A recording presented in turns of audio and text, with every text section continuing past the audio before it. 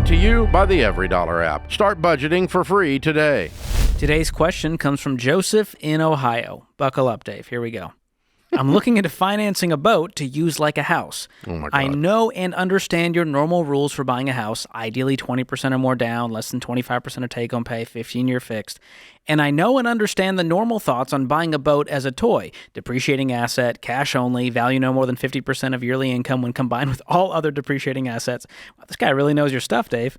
Mm-hmm. What I'm wondering is how out of line or not I would be if I combined those two into a houseboat if I adjusted the formulas and compensated for the discrepancies properly. The compensating factors I'm thinking about are buying something used with most of the depreciation already absorbed and financing with a higher down payment over a much shorter timeline. The boat will have some depreciation as opposed to a house, but if I compensate with extra savings, my thoughts are that this could work out similarly. As I know you would ask, I'm currently 100% debt-free and have a fully funded emergency fund.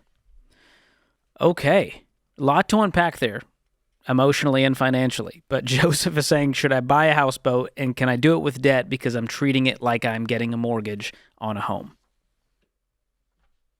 Joseph, a boat is a trailer that floats. It goes down in value. You could buy a fully depreciated mobile home and make the same argument, but it would still be a dumb 10-year plan. I love boats. Son, in Ohio, that'll be cold in the winter. Really freaking cold living on the lake. Whew, I can't imagine. I like the lake too, but I'm not living on the lake in the winter. Not in a boat. Oh, God, you freeze your butt off. And it's going down in value. And here's the thing.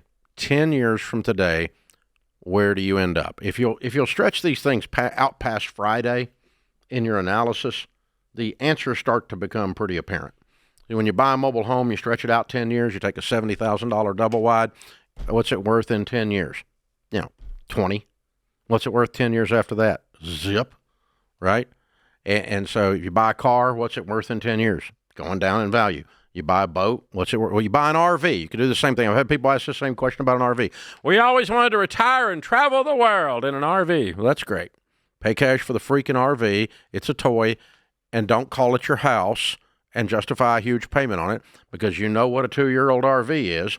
Depreciated heavily. Hello. So, I mean, they go down in value so fast. That's what Winnebago is actually Native American Indian language for really? Depreciating. It's actually what it means. I'm going to have to look that one up. I got to fact check you on that one. That's what it means. It means down in value. Gosh. That's what it means.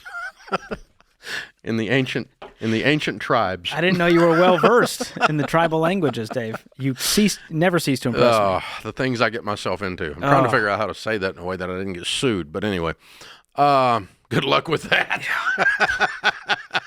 So, no, but this would be Joseph, similar to saying, I want to live in an RV. I'm going to take out a mortgage on it. I don't care if you get you a boat, honey, but pay cash for it, and don't try to say it's the same thing as a house. And please don't try to say it's the same thing as a house and a car combined. You really got boat fever bad. He went to a party on a houseboat last week, and now he's figured out with his calculator how this is a good idea. No, it's not, honey. It's going down in value, and you're going to end up in a mess. And then you're going to have to buy a house later on down the road, and you'll be broke. Well, and you'll have a rusty, old, an old houseboat? Ugh. Ooh. No, thank you. Ooh. Yeesh. I almost bought one of those one time because I really had it bad for a houseboat. I could see you guys just having one, at the lake to party on. Yeah, but I've got a house now. But I mean, back then, before we had that, we were going to get a houseboat. And I looked at this old, nasty... you can't say mildew like old houseboat. It's old houseboat mildew is I imagine the maintenance on those things. It's a special level of science. Because you've got a boat, and that takes some maintenance, let alone a houseboat. Regular boats, but my God, yeah. No, Joseph, no, I wouldn't do that. You don't find any millionaires that go, I made my first million as I lived on a boat. Didn't come up, never comes up.